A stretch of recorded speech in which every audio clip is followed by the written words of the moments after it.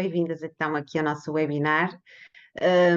Eu espero que se sintam Tarde. mais do que à vontade para me interromper, ou algum termo técnico que eu utilizo ao longo desta apresentação e que não consigam perceber, ou queiram que eu troque por miúdos, não é? Eu estou aqui disponível para vos explicar aqui alguns termos mais técnicos. Portanto, o objetivo deste webinar é falarmos um bocadinho sobre esta questão do cérebro, sobre o nosso cérebro, e sobre os benefícios de algumas estratégias que deveríamos adotar no nosso dia a dia, independentemente da nossa condição cognitiva, para melhorarmos o desempenho do nosso cérebro. Portanto, eu irei iniciar este webinar falando de uma forma muito geral do cérebro, depois irei falar um bocadinho das especificidades de cada parte do nosso cérebro, e depois irei entrar aqui na parte mais da estimulação cognitiva e das estratégias para termos aqui uma vida equilibrada, tendo também um cérebro também saudável. Portanto, eu vou partilhar aqui a minha tela para também vocês poderem ver, e sei que neste momento estão todos aqui a ver aqui a minha apresentação. Portanto, quando pensei aqui neste webinar, pensei neste título, porque achei que realmente é uma forma simpática de nós pensarmos no nosso cérebro e sabemos cuidar dele da melhor forma no nosso dia a dia. Até porque, independentemente da idade, da nossa condição profissional, do nosso estado emocional, é importante que tenhamos sempre cuidados para adotar uma vida equilibrada e para termos um cérebro saudável. Então, o que é isto, o cérebro, e o que é que se entende então por cérebro? Pronto, vocês olhem para aqui, para este esquema, e vão perceber como é que está composto aqui o nosso sistema nervoso. E onde é que entra aqui o nosso cérebro? No sistema nervoso, este esquema é bem exemplificativo, mostra que nós temos o sistema nervoso central e o sistema nervoso periférico. O cérebro situa-se exatamente digamos, no esquema, na raiz, numa das raízes do sistema nervoso central. E dentro do cérebro temos o córtex cerebral e as estruturas subcorticais que nos permitem depois trabalhar várias áreas, nomeadamente a componente motora, a componente linguística, a componente também da compreensão e outras áreas também do funcionamento cognitivo. Portanto, o hemisfério dominante em 98% dos seres humanos é o hemisfério esquerdo, e é responsável pelo nosso pensamento lógico, pela nossa competência comunicativa, o que me permite neste momento estar a dialogar com vocês e permite-vos a vocês compreenderem aquilo que eu estou aqui a querer transmitir neste webinar. Enquanto que o hemisfério direito é responsável pelo pensamento simbólico e a criatividade. Portanto, o que acontece é que, segundo os estudos, há correlações e há, de facto, investigações científicas que demonstram que nós, enquanto mulheres, temos o nosso hemisfério dominante, nosso mais desenvolvido, é o hemisfério direito. É por isso que nós somos muito mais emotivas, muito mais ligadas à criatividade, é por isso que encontramos muito mais as mulheres ligadas à área social, embora também tenhamos exceções, como é óbvio. Já os homens, portanto, têm aqui o hemisfério dominante, é o esquerdo, e é por isso que está mais relacionado aqui à parte das matemáticas, do raciocínio e do tal pensamento lógico. Não quero com isso dizer que nós também não temos o outro hemisfério esquerdo desenvolvido, obviamente que não. Mas a verdade é que os estudos científicos mostram que nós, mulheres, temos o nosso hemisfério direito mais desenvolvido que o dos homens. É por isso que nós temos aqui esta predisposição mais para esta área da social e da saúde, e também somos muito mais emotivas e também, mesmo isto refere-se também na componente também relacional, somos muito mais ligadas à emoção do que à razão. Portanto, o cérebro, no fundo, é responsável por uma série de capacidades, nomeadamente o pensamento, o movimento voluntário, a nossa linguagem, o julgamento, a percepção, as funções de movimento, o equilíbrio e a postura. É o cérebro que comanda o nosso corpo. É por isso que, imaginemos, uma pessoa tem um AVC, um acidente vascular cerebral. É natural que isto afete a componente motora. E é por isso que, quando as pessoas fazem um processo de reabilitação motora, também é aconselhável que façam uma reabilitação neuropsicológica. Porquê? Porque, e como devem também, não por experiência direta, mas talvez por algumas partilhas que provavelmente também terão ao conhecimento de alguém que tenha sofrido um AVC ou mesmo um AIT, o que é que acontece? A pessoa fica mais lentificada, ou seja, o seu pensamento, o seu raciocínio fica mais lentificado. Logo, se há maior lentificação, isto também vai se refletir na parte dos movimentos físicos, nomeadamente no equilíbrio, na postura, na coordenação, na motricidade fina, na motricidade grossa, e isto afeta diretamente o quê? As atividades de vida diária, ou seja, a minha capacidade, como por exemplo tomar um banho, a minha capacidade para me alimentar de forma autónoma, e depois as atividades de vida instrumentais, como nomeadamente eu conseguir manusear o dinheiro, conseguir deslocar-me de uma forma autónoma na comunidade, conseguir de facto ir ao supermercado e saber que compras é que devo fazer, como é que e saber exatamente como o que é isto de fazer compras, pronto. Então, o que é que eu quero dizer com isso? Na verdade, o cérebro tem aqui uma influência direta em todas as áreas da nossa vida. Por isso que quando nós temos um AVC, um traumatismo crânioencefálico, ou mesmo quando vemos casos em que há aqui um início de um declínio cognitivo precoce, ou mesmo um caso de demência, aqui uma grande preocupação das pessoas é realmente a memória, que é o que fica mais aqui, a maior preocupação por parte dos familiares e também do próprio paciente numa fase inicial, mas também não podemos esquecer que a componente motora também acaba por, infelizmente, a ficar afetada, porque, como acabei de vos dizer, o cérebro é responsável pela capacidade desta componente de movimento, do equilíbrio da postura. É por isso que também nós temos situações em que as pessoas que têm processos demenciais, quer demências frontotemporais, quer doença de Alzheimer, temos aqui alterações na postura e no equilíbrio. Por exemplo, se olharmos para a demência de Parkinson, uma das maiores sequelas, para além desta questão da rigidez motora, temos também a questão do equilíbrio, da perda do equilíbrio. Porquê? Porque uma das áreas do cérebro afetadas na demência de Parkinson tem exatamente a ver com esta questão do equilíbrio da postura. Portanto, olhando aqui para esta imagem, que eu penso que é muito clara e que nos permite perceber como é que é o nosso cérebro por dentro também, porque nós falamos de cérebro, nós temos que entender como é que ele funciona. Olhamos aqui já para cima para o nosso córtex, que é na parte superior do cérebro. É responsável pelas funções motoras, como eu estava a dizer, e pelas funções sensitivas. Por isso que nós muitas vezes vemos pessoas que sofrem de acidente vascular cerebral ou pessoas com estado demenciais que perdem alguns sentidos, como nomeadamente o tato, a visão, o olfato, a audição e a parte gustativa. Por isso que é muito habitual isto acontecer, e isto tem a ver com esta parte do córtex, que acaba por ser aqui afetada e que depois acaba por interferir aqui nesta questão dos sentidos. E depois o córtex também está relacionado com esta componente cognitiva que tem a ver com a memória, o planeamento, a emoção e o julgamento.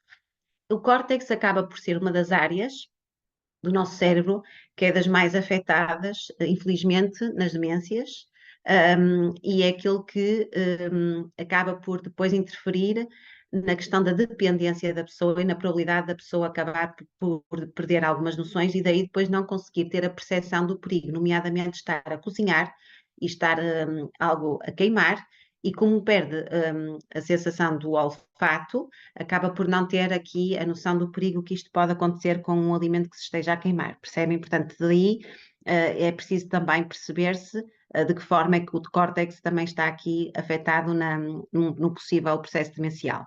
Depois, olhando para o nosso lado esquerdo desta imagem, temos o corpo caloso, que tem a ver exatamente com a questão das informações dos hemisférios direito e esquerdo. Portanto, quando esta área acaba por ficar afetada, quer o hemisfério esquerdo, como eu vos dizia há pouco, que tem a ver com a parte mais do pensamento lógico, e acaba por não fazer a conexão com a parte mais da criatividade e da parte da emoção.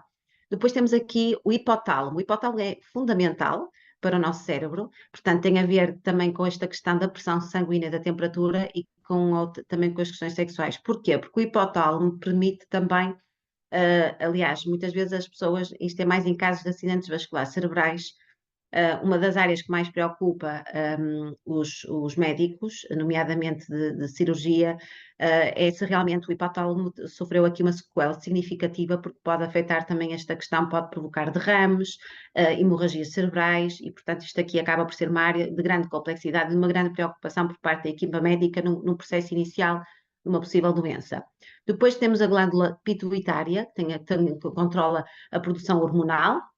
A amígdala tem a ver com o batimento cardíaco, as funções viscerais e o medo. Portanto, a amígdala também é uma das áreas do cérebro de forte preocupação por parte da equipa médica em casos de AVCs e processo demencial, porque, como bem está relacionado com o nosso coração, e, portanto, se houver aqui uma sequela significativa, pode haver também um possível infarto, por assim dizer. Isto depois acaba por também constituir uma preocupação por parte da equipa médica. Depois temos o hipocampo, como eu dizia, que faz aqui esta ligação para os dois hemisférios. Depois temos o cerebelo, que coordena os movimentos, portanto, é uma das áreas mais afetadas, por exemplo, na demência de Parkinson e nos AVCs. O tálamo, que é no fundo o centro, digamos, é como se fosse aqui o centro de controle das informações para o nosso cérebro, e depois a gânglia basal, que controla o movimento e as funções cognitivas. Portanto, todas elas, como vocês estão a ver, são de uma suma importância para o nosso funcionamento diário. Independentemente das sequelas que nós sofremos no cérebro, todas elas são importantes porque todas elas estão interligadas e precisamos de todas estas áreas, como vocês veem, para podermos funcionar, digamos, em pleno e para que sejamos independentes e autónomos, quer nas atividades de vida diária, quer nas atividades de vida instrumentais, para podermos exercer uma atividade, para podermos estar aqui atentos, para podermos interagir neste webinar, para podermos fazer o nosso jantar depois deste webinar, podemos efetivamente jantar de forma autónoma e não estarmos dependentes de alguém. Portanto, o cérebro realmente comanda tudo, comanda a nossa parte cognitiva, o nosso corpo, e depois controla toda a nossa vida. Portanto, se nós tivermos alguma sequela, nós efetivamente temos, ou alguém que nós conheçamos, que nós vemos que tem aqui alguma evidência de alguma lentificação, é importante que, de forma atempada, procuremos ajuda para tentarmos evitar sequelas maiores. Ou seja, porque quando nós procuramos aqui uma ajuda médica, de forma mais célere possível, fazemos os exames diagnósticos que devem ser de facto, digamos, a equipa médica deve perceber, neste caso, um psiquiatra ou um neurologista deve perceber quais são os exames que devem ser, de facto, atribuídos em determinados casos, um TAC, uma ressonância magnética. Portanto, isto depende do caso que estivemos a falar, depende também da urgência e também da dimensão também, digamos, do prejuízo cognitivo. Este vídeo já vou mostrar aqui no final também para falarmos um bocadinho sobre estas questões cerebrais. No fundo, quando falamos então em cérebro, temos que falar então em saúde, porque nós vamos falar um bocado destas questões também. Para falarmos, digamos, cérebro saudável e de vida equilibrada, é preciso percebermos que o cérebro também tem que estar são. Portanto, a saúde pode ser cognitiva, portanto, que está relacionada com o pensamento, a nossa aprendizagem e memória de forma funcional, porque permite-nos ser funcionais para exercermos atividades no nosso dia a dia. A saúde cerebral também inclui essa tal função motora, como eu vos dizia há pouco, esta capacidade de movimentos, incluindo o equilíbrio corporal, o subir e descer escadas, o poder pegarmos em pesos, podermos manusear um objeto, podemos pegar, quando vos dizia há pouco, a motricidade fina tem a ver com esta questão da pega, podemos pegar autonomamente nos talheres, por isso que muitas vezes vemos, por exemplo, em centros de fisioterapia ou em cuidados continuados, as pessoas a trabalharem muito aquelas molas, não é? Não é uma atividade ao acaso, essa atividade é claramente feita para trabalhar a motricidade fina, porque é uma das competências que fica mais afetada, por exemplo, em casos de AVC, e em casos também de traumatismos crânioencefálicos, esta capacidade de bico de pato, estão a ver aqui, de pegar aqui na caneta e ter aqui esta capacidade de pegar assim com os dedos, porque esta apreensão tem que ser trabalhada, e isto é uma das componentes que depois acaba, se nós analisarmos bem, interfere o quê? Na minha capacidade de pegar no talher, não é? Para eu me poder alimentar autonomamente, na minha capacidade de pegar numa escova de dentes para lavar os meus dentes, na capacidade que eu tenho também de pegar nos meus óculos, que são finos, para poder colocar aqui na minha face, e o tipo também de atividades. Também, para além da função cognitiva e da parte de motor ou de movimento, a saúde cerebral inclui também a função emocional. Ora, aí está, porque nós não podemos dissociar a emoção da parte cognitiva, e esta função emocional diz respeito à questão da interpretação dos meus sentimentos, da minha emoção, que sejam agradáveis ou desagradáveis. Normalmente, o que nós verificamos em alguns casos de demências é que as pessoas poderão ficar mais desinibidas, muitas vezes não têm tanto controle nas suas emoções, porque tem a ver também com uma das perdas mais significativas no processo demencial, principalmente numa fase mais intermédia do próprio processo da doença. É muito comum nós vemos pessoas com doença de Alzheimer, numa fase intermédia, começarem a ficar, digamos, mais desprendidas, dizem coisas que habitualmente nós não estávamos habituadas naquele discurso. Muitas vezes pessoas até que eram extremamente educadas, muito polidas, acabam por ficar até com um discurso bastante desinibido, algo desajustado em contexto social. Por isso que é muito importante protegermos estas pessoas no sentido de se vermos que a pessoa está, que o processo de doença está a evoluir e para também não expormos a pessoa, porque a pessoa não tem essa própria autoperceção, isto é muito importante, a pessoa vai perdendo a autoperceção, a autoconsciência do seu estado de saúde, é muito importante evitarmos esta exposição ao outro, até porque as outras pessoas não têm perceção do estado de saúde da pessoa, porque a pessoa muitas vezes numa doença de Alzheimer, numa fase intermédia, poderá ter aqui alguma alteração motora, nomeadamente arrastar os pés, não ter tanta coordenação e tanto equilíbrio de tronco, no entanto, fisicamente até se mostra como bem, já cognitivamente, já há um declínio cognitivo significativo. Depois, outra componente na saúde cerebral tem a ver com a função tátil, que está também relacionada com a função do movimento e a nível motor, que tem a ver com o toque, incluindo a pressão, a dor e a temperatura. Esta é uma das áreas muito frágeis, tem a ver com a questão que eu vos falava há pouco, quando aqui, uma parte aqui, como vocês lembram-se, do córtex, com as funções sensitivas que a pessoa vai perdendo, não é? O tato, a visão, o olfato, a audição e a gustação. Portanto, reparem, uma função tátil também tem a ver com a nossa saúde cerebral. Ora bem, se nós formos analisar quer a função cognitiva, quer a função emocional, quer o movimento, quer a função tátil, são todas elas importantes para o nosso funcionamento diário, certo?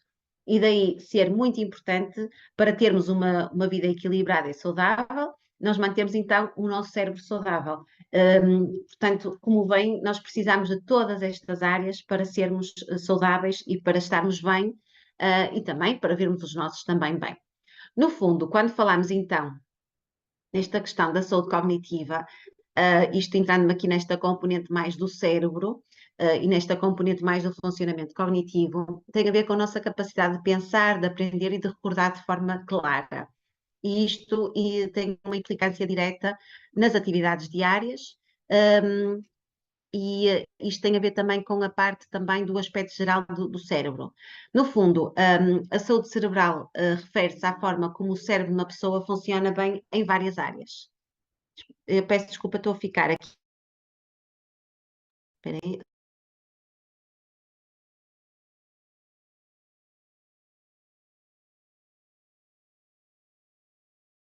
Peço desculpa que eu fiquei agora sem som, agora acho que já estão a ouvir-me, certo? Eu estava aqui a ficar sem som. Pronto, acho que já resolvi isto. Ok. Estão-me a ouvir, certo? Sim. Ótimo, pronto. É que me parecia que estava aqui a ficar com uma falha de rede, entretanto já fiquei aqui no router. Portanto, falando novamente aqui da saúde cognitiva, que tem a ver com esta capacidade de pensar, nós precisamos dela agora, neste momento, certo? Mas nós precisamos do nosso dia a dia. Eu preciso dela para conversar, eu preciso dela para amanhã para acordar para ir trabalhar, preciso dela para conviver com a minha família e vocês também, e portanto, e para as atividades simples e mais complexas. E isto muitas vezes é uma grande preocupação por parte das pessoas. Porquê? Porque depois entra aqui uma interferência direta com a função emocional. Como vos dizia há pouco, a saúde cerebral também está inteiramente ligada com a questão da função emocional. Quando existe um quadro depressivo ou uma perturbação de ansiedade, há aqui depois, principalmente em idades adultas, as pessoas que, quando se dirigem à consulta, evidenciam queixas de memória, nomeadamente esquecimentos frequentes, trocam as coisas de lugar, e é uma das preocupações mais recorrentes e das queixas também mais recorrentes em consulta. E a verdade é que isto acontece e é natural que aconteça. Porquê? Porque a pessoa, quando está mais ansiosa ou quando está com um humor depressivo, independentemente de ser uma depressão major ou não, há de facto menos predisposição para mantermos o foco da atenção e da concentração. Ou seja, a pessoa não está com tanta motivação e não está com tanta vontade, vamos assim dizer, para prestar atenção e para se dedicar à tarefa. Porquê? Porque qualquer tarefa mais complexa, e não estou a dizer com isso atividades da vida diária, mas, por exemplo, o trabalho, o termos que ler um livro, ver um filme, portanto, exige o funcionamento de várias áreas, nomeadamente a parte da atenção, da concentração, do raciocínio, da lógica, do pensamento crítico, portanto, e já vos vou mostrar aqui todas as áreas de funcionamento cognitivo. Ou seja, ao trabalharmos estas diferentes áreas, a pessoa, quando está com um humor mais frágil e, portanto, mais depressivo, não está com tanta predisposição para ativar todas estas áreas de funcionamento cognitivo. Logo, muitas vezes queixa-se também deste cansaço fácil, destes esquecimentos frequentes, que é muito normal.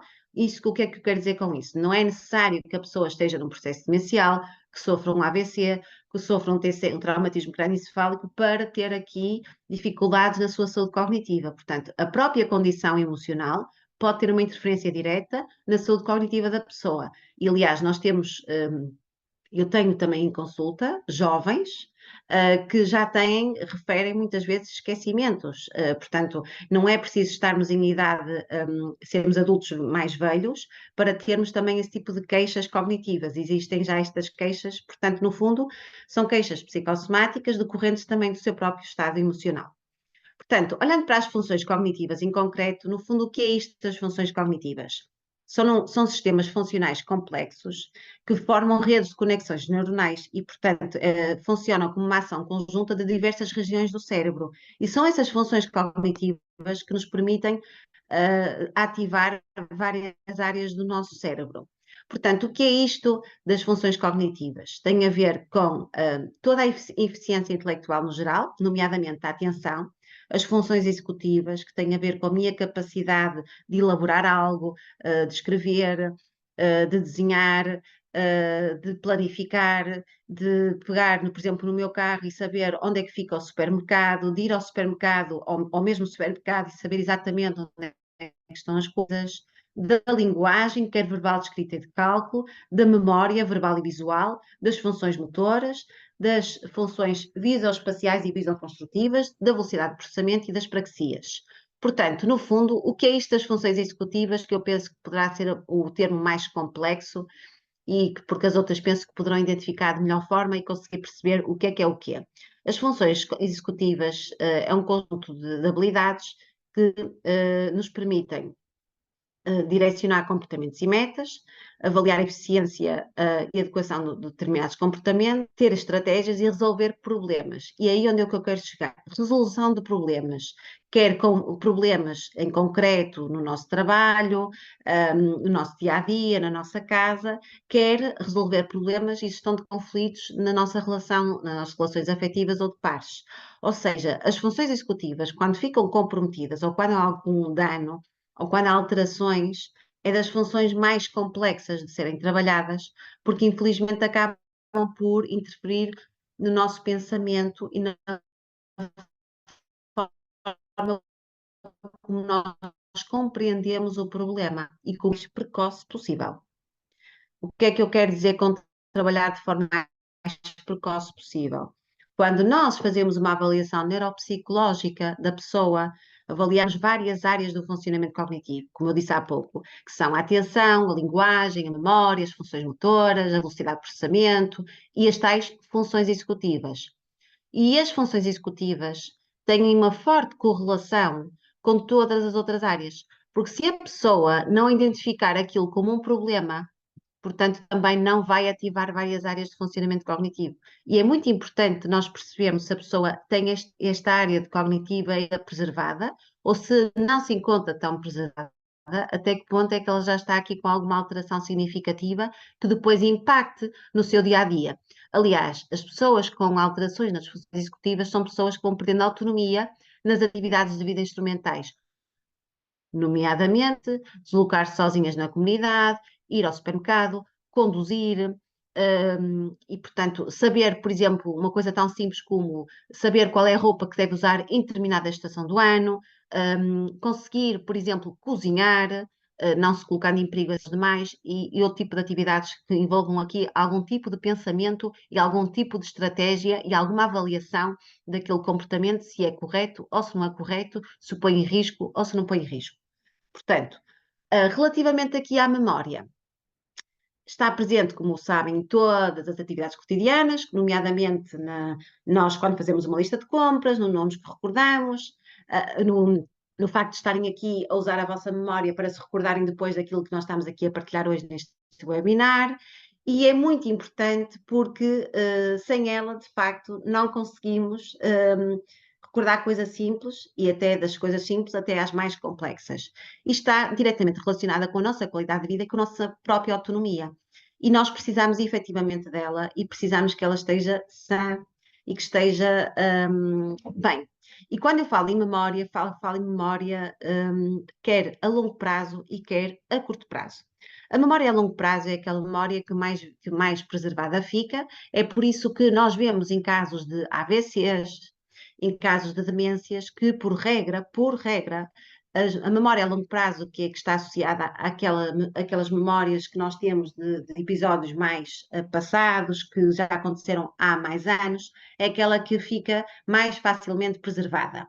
Já a memória a curto prazo, que tem a ver com a memória imediata e a memória de trabalho, é aquela que infelizmente mais afetada fica em casos de AVCs e em casos de traumatismo crânioencefálicos e em casos de demências. E é nessa área da memória a curto prazo que depois temos a memória imediata e a memória de trabalho que nós devemos trabalhar e de forma, de facto, muito afincada. Porquê? Porque eu preciso da memória de trabalho para me recordar, e quando eu digo memória de trabalho, preciso dela para me recordar coisas simples como preparar as refeições, como executar uma tarefa, como conduzir, qual é o trajeto que eu faço de casa até ao meu trabalho e outro tipo também de atividades. Já a memória imediata tem a ver com toda a informação que eu recebo num determinado tempo e depois ter a capacidade de me recordar passado 10 ou 15 minutos. É por isso que muitas vezes as pessoas esquecem-se, por exemplo, das datas, esquecem-se, isto acaba por afetar o quê? A orientação espacial, a orientação temporal, a capacidade depois por exemplo, se deslocarem a um supermercado e depois se perderem com facilidade. E infelizmente a memória a curto prazo é a área mais afetada em casos de demências, AVCs e traumatismos crânioencefálicos. E afinal, então, como é que se processa a nossa memória? Porque a memória tem um processamento, certo? Portanto, e a nossa memória tem uma forma de organização, vamos assim dizer. E é importante que também percebam como é que este processo se organiza. Tem diferentes etapas, é verdade. Nós, para memorizar, passamos por várias etapas.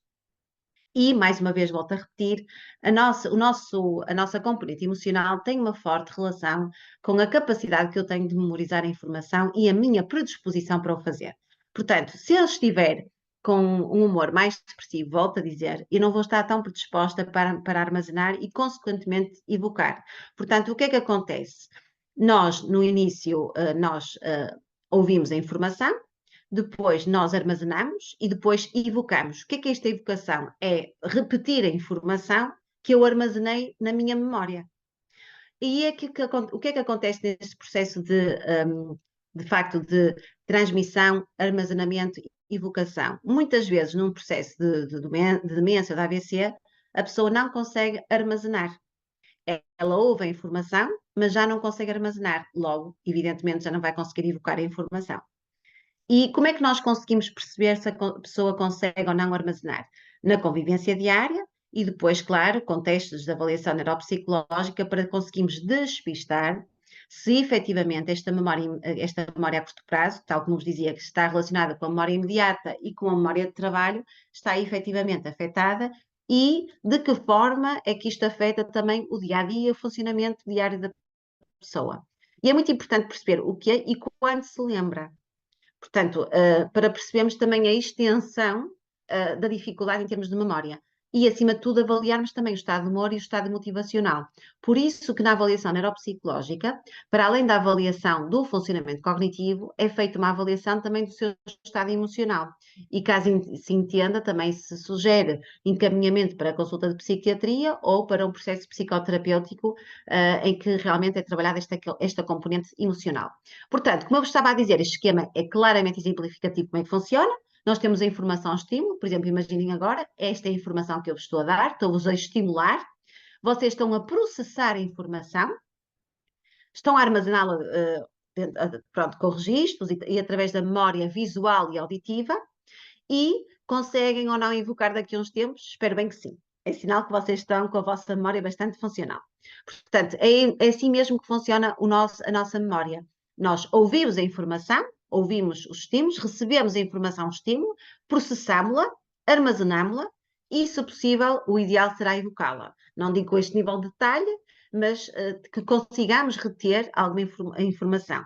Portanto, a evocação tem a ver com a capacidade de eu reconhecer a informação que me foi transmitida e o mais importante é, independentemente do tempo que eu recebi a informação, conseguir evocá-la, ou seja, é porque eu consegui armazenar corretamente a informação.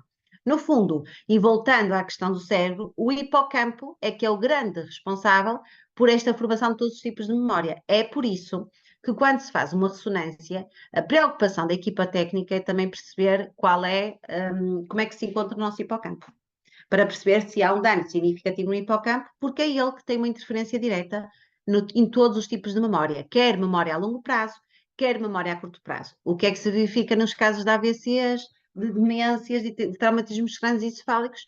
É que muitas vezes o hipocampo é uma das áreas mais afetadas, logo a memória vai ficar automaticamente afetada.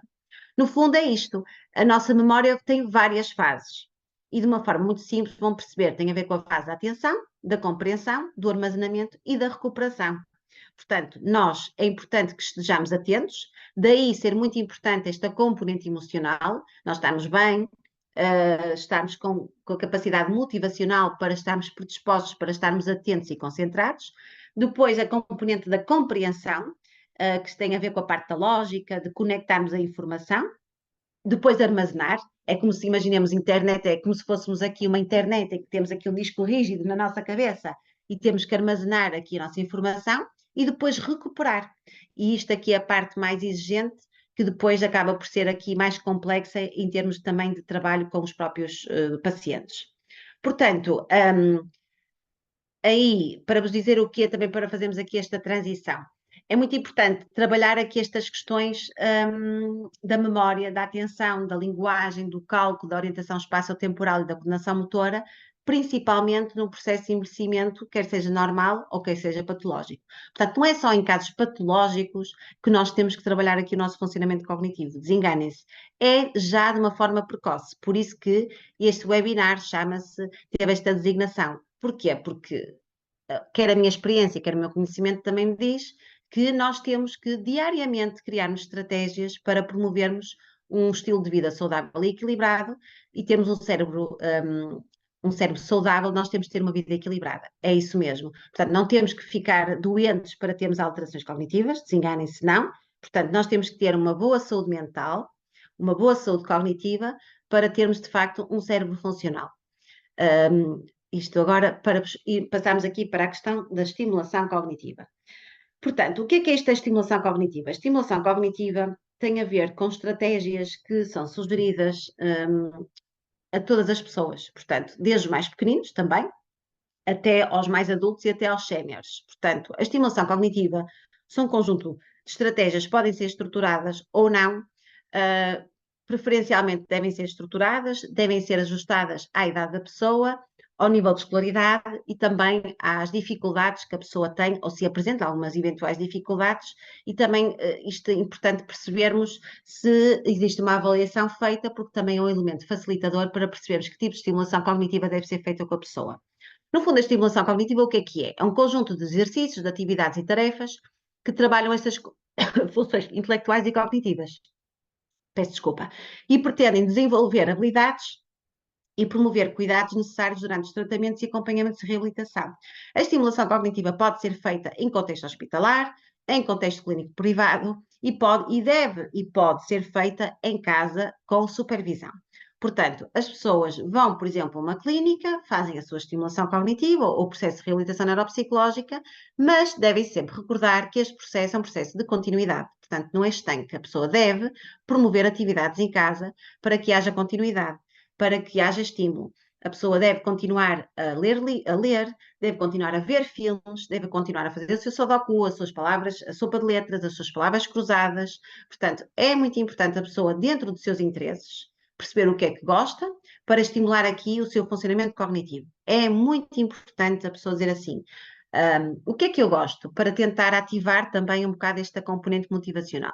Porquê? Porque as pessoas pensam assim, pronto, mas o que é que de que forma é que isto me ajuda? Porquê é que eu tenho que fazer uma sopa de letras? Porque, reparem, a sopa de letras, e se vocês olharem efetivamente para uma sopa de letras, aquilo trabalha a atenção, a concentração, a velocidade de processamento, o raciocínio, e se formos para um sudoku, trabalha a lógica, o cálculo matemático e outras áreas. Portanto, uma simples sopa de letras trabalha uma série de áreas de funcionamento cognitivo. É simples. As pessoas é que têm que pensar que do simples nós trabalhamos o mais complexo.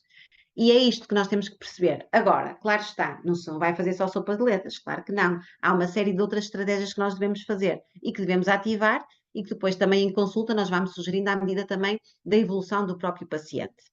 Portanto, dizer-vos que é que no fundo a estimulação cognitiva pode envolver tarefas de treino de relacionamento simbólico, de percepção simbólica e de memória visual. É como eu vos digo, dependendo de cada caso, nós vamos criando estratégias e exercícios diversificados em função daquilo que nós achamos que é o mais ajustado e que faz de facto mais sentido em termos também de promoção cognitiva. Portanto, a questão simbólica, porquê? A simulação acaba por permitir a pessoa também situar-se como se estivesse naquela determinada situação e obrigar a pensar. Estamos a ativar as tais funções executivas que eu vos falava há pouco, da resolução de problemas, recordam-se? Estamos a ativar esta componente. E isto é muito importante. Portanto, o pensamento simbólico acaba por estimular a pessoa a imaginar-se naquela situação. Coloque-se naquele lugar. Pense se estivesse naquela situação, o que faria? Se estivesse num supermercado, se eu lhe desse 10 euros, o que é que compraria? Se aquilo custasse 50 cêntimos, aquilo custasse 99 cêntimos, quanto troco lhe sobraria? Esta simulação. E vocês vão dizer assim, isto até é engraçado, porque isso também às vezes até se faz com as crianças quando elas estão no primeiro ciclo. É isso mesmo. Reparem, mas claro, tem que ser ajustado. Querem primeiro perceber qual é se existem alterações significativas naquela pessoa e se aquele exercício faz ou não sentido para aquela pessoa e se aquela pessoa também vai aderir, certo? Vamos por partes. Portanto, o que eu vos quero dizer, estou-vos a dar aqui um exemplo simples, mas de facto as tarefas simbólicas acabam por ser de facto, primeiro, muito eficazes, acabam por trazer grandes benefícios porque obrigam a pessoa a trabalhar esta tal função executiva que há pouco vos falava, que é muito importante para a resolução de problemas e que é fundamental para a pessoa ter autonomia e funcionalidade no seu dia a dia. Portanto, no fundo, a estimulação cognitiva tem como objetivo preservar ou melhorar o desempenho das funções cognitivas. Reparem, mesmo que a pessoa já tenha alterações, imaginemos, hipoteticamente, no cálculo, nós devemos na mesma promover e tentar melhorar o seu desempenho. Nós não podemos desistir. Eu costumo dizer que a estimulação cognitiva, a reabilitação neuropsicológica é tentarmos correr atrás do prejuízo. E é verdade. A não ser que a pessoa esteja num estadio já avançado, aí claramente que a condição cognitiva não o permitirá, mas numa fase inicial, e o ideal é sempre este, quer em casos de demência, de AVCs, de traumatismos craneoencefálicos, de AITs, é muito importante precocemente, é como a intervenção precoce com as crianças. Nestes casos de alterações cognitivas, quanto mais precocemente nós atuarmos, melhor. Melhores resultados terapêuticos iremos obter. O que nós queremos é preservar as funções que ainda se encontram bem e melhorar o desempenho de outras, porque efetivamente consegue-se melhorias em algumas áreas de funcionamento cognitivo. Queremos aumentar a funcionalidade, aquela funcionalidade que vos falava há pouco, nas atividades de vida diária, lavar os dentes, ir à casa de banho autonomamente, tomar o seu banho sozinha, vestir-se e despir-se sozinha, e depois também nas atividades mais complexas e melhorar a sua qualidade de vida. Portanto, olhamos aqui para estas áreas de intervenção. Estas são todas as áreas de intervenção que nós trabalhamos na estimulação cognitiva e que, no fundo, têm a ver com o nosso cérebro. O nosso cérebro está relacionado com estas áreas todas que vocês estão a ver aqui. Com a atenção, com a concentração, com a memória, com a percepção, com a compreensão, com a comunicação, com o raciocínio, com a resolução de problemas, com o julgamento, com o planeamento, com a automonitorização, com a consciencialização, com a velocidade de processamento, a linguagem, as habilidades visoespaciais, a funções executiva e as praxias. Reparem o quão complexo é o nosso cérebro e quantas áreas nós podemos intervir quando nós queremos um cérebro saudável. Portanto, claro está, há áreas que são mais prioritárias, há áreas que são fundamentais, mas se formos a ver, precisamos de todas elas. Neste momento, vocês precisam de todas elas para poderem estar aqui comigo e para depois continuarem a serem funcionais e autónomas no vosso dia a dia. E isto é muito importante que percebam que quando se trabalha na área da estimulação cognitiva, todas estas áreas são avaliadas para perceber se existe aqui alguma alteração cognitiva e para perceber de que forma é que nós podemos, de facto, fazer aqui uma intervenção. Portanto, dizer-vos que quando nós avaliarmos o paciente nós temos que avaliar a parte cognitiva, comportamental e emocional, como vos dizia há pouco, nós temos que ser objetivos, temos que simplificar e temos que perceber, de facto, qual é a condição cognitiva da pessoa física e devemos articular sempre com a família. Isto porque a família é, a meu ver, digamos, são os alicerces da casa, neste tipo de casos, porque nos permitem dar algum feedback também daquilo que está a acontecer com a pessoa e dão-nos também algumas ferramentas e também nos ajudam no próprio processo de avaliação do paciente. Portanto, isto passando, porque também não me quero alongar muito da avaliação, que já vos falei sobre isto, vamos aqui à parte das estratégias do cérebro saudável, também que eu acho que é importante falarmos exatamente disso, que é por isso também que nós também estamos aqui hoje. Portanto, quando nós falamos de cérebro saudável, nós também temos que pensar que temos que ter hábitos saudáveis. E começamos já pela alimentação. A alimentação é está mais do que estudado, aliás, há imensos nutricionistas que são chamados e que fazem entrevistas, se forem até ao Porto Canal, há imensos colegas que falam sobre isto. Mesmo naqueles programas da manhã, também há muitas pessoas que são convidadas para falar sobre estas questões do que é isto da alimentação saudável. Portanto, a alimentação variada e equilibrada permite-nos ter uma boa saúde do cérebro. É por isso que o que é sugerido por parte dos nutricionistas? A fruta, os legumes, as leguminosas, bastantes frutas e frutos secos. Em relação à fruta, é muito sugerido os frutos vermelhos, não é? Os mirtilhos, os morangos, e é muito sugerido também os frutos secos. É muito sugerido o atum, a sardinha, portanto, há uma série de alimentos muito específicos que são sugeridos para e que estão associados também nesta questão da boa saúde do cérebro, porque tem a ver com a ômega, com as vitaminas que estes próprios alimentos nos fornecem e acabam por trazer benefícios a médio e longo prazo. Evitar comidas processadas e saturadas, evitar o excesso de gordura, beber muita água, é muito sugerido, evitar o álcool e o consumo de outras substâncias, porque o álcool acaba por, principalmente, lentifica, certo? E acaba por também interferir também no processo de retenção da informação. E em vez de acelerar a velocidade de processamento, acaba por atrasar a velocidade de processamento, é verdade. É muito importante ter uma boa rotina de sono. Na verdade, segundo a Organização Mundial de Saúde, eles defendem muito isto. A quantidade de sono também tem a ver com o impacto profundo na saúde do cérebro com a idade. À medida que vamos envelhecendo, também devemos manter esta qualidade de sono. Claro está que nós também, à medida que vamos envelhecendo, também notamos que há aqui uma alteração significativa na forma como dormimos. As pessoas queixam-se muitas vezes que têm mais dificuldade em adormecer, que acordam várias vezes durante a noite. Isto tem muito a ver também com estas questões emocionais. É preciso percebermos se há aqui alguma questão emocional que está a impactar com a nossa qualidade de sono. Nós temos aqui vários neurologistas que estudam estas questões do sono e muitas vezes até acabam, em psiquiatras, por prescrever medicação porque entendem que isto acaba por trazer benefícios em termos de qualidade de vida.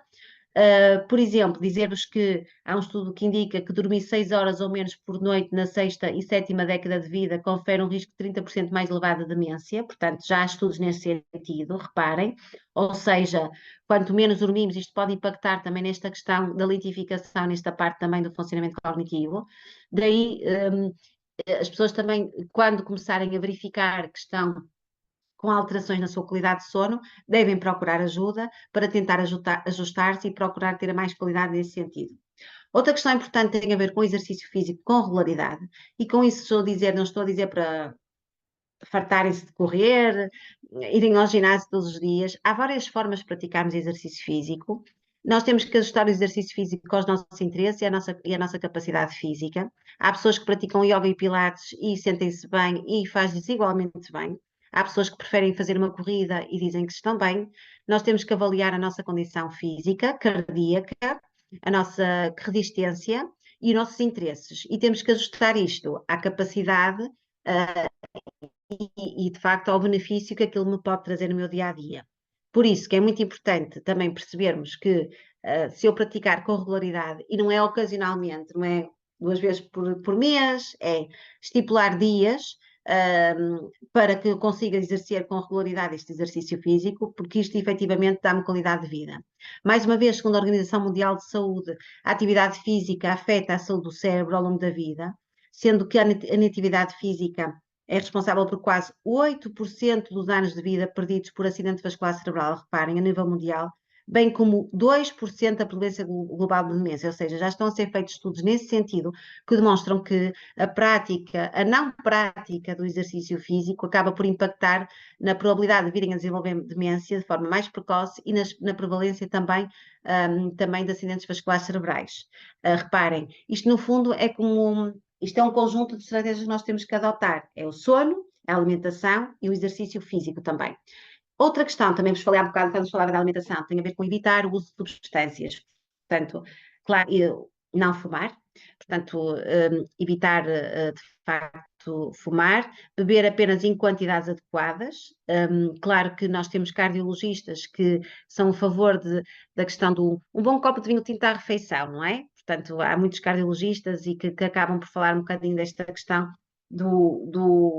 do álcool, mas também temos que perceber se existem aqui antecedentes clínicos que impactam também nestas questões e se efetivamente aquilo é favorável para a pessoa. Aqui, e especificamente, quando eu falo evitar o abuso de substâncias, incluo aqui o álcool, o tabaco e outras substâncias, eu refiro-me a não consumir em excesso, como é óbvio, não é? O ideal é não consumir, aliás, porque a determinada idade a pessoa também acaba por ter que ajustar os seus hábitos alimentares, mas também os seus hábitos também, ou tipo de hábitos.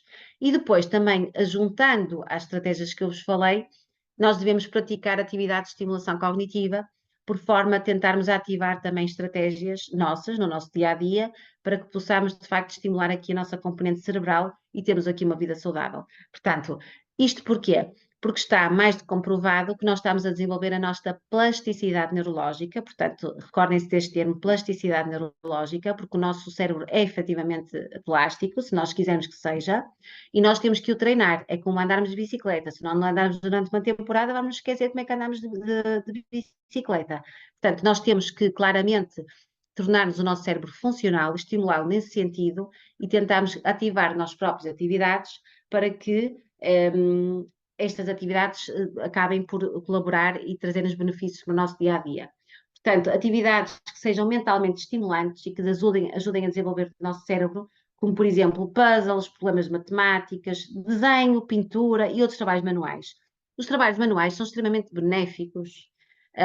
Aliás, há pessoas que acabam até dizem, e se eu fizesse um curso de línguas, por exemplo, não é?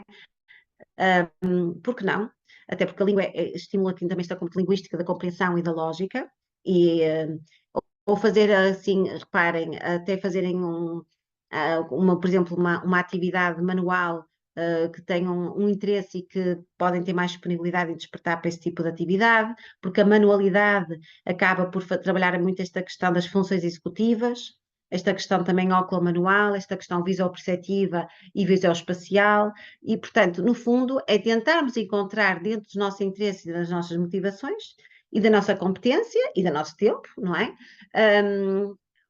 Um exercício, uma atividade que efetivamente faça sentido para mim e que não vá desistir à primeira e que eu efetivamente encontre ali um foco de concentração, porque eu preciso de estimular aqui a minha cabeça e eu não tenho que esperar para estar com alterações significativas ao nível cognitivo para iniciar esta atividade.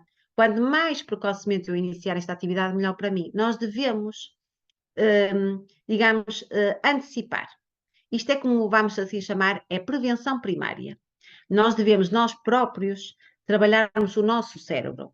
Não temos que ficar com alterações cognitivas. Temos nós próprios que ter no nosso dia a dia estratégias, como viram, uma boa alimentação, um exercício físico, uma boa higiene de sono, um bom estado emocional, ativarmos a nossa rede social de suporte, que é muito importante esta questão social, é muito importante não nos isolarmos.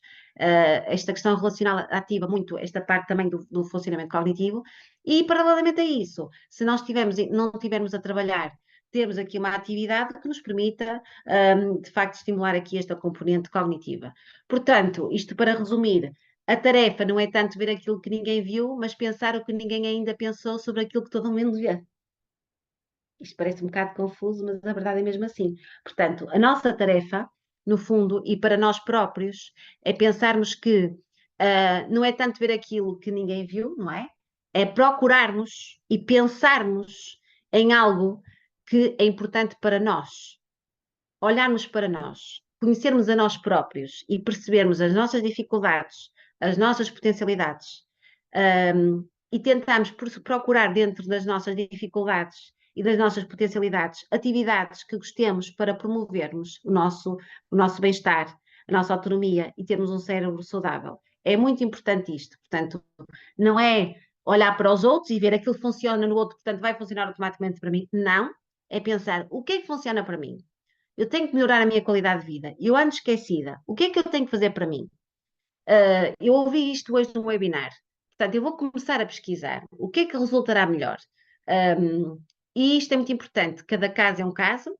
Para uns resultam umas atividades, para outros não. E temos que procurar, dentro do leque das ofertas, aquilo que melhor se ajustará à minha realidade e à minha motivação e também ao meu estado emocional. Portanto, por aqui é um bocado isso que eu vos quero dizer. Não sei se resta aqui alguma dúvida, dúvidas que tenham, ou algum termo que eu tenha usado que não tenha sido tão exemplificativo.